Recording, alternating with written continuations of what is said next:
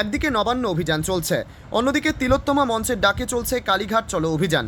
ইতিমধ্যে জমায়েত করতে শুরু করেছেন আন্দোলনকারীরা, তবে তৈরি রয়েছে পুলিশও।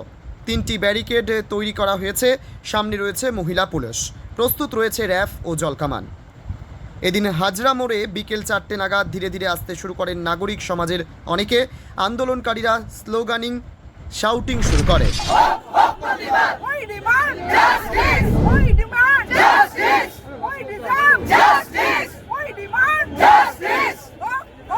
प्रतिबाद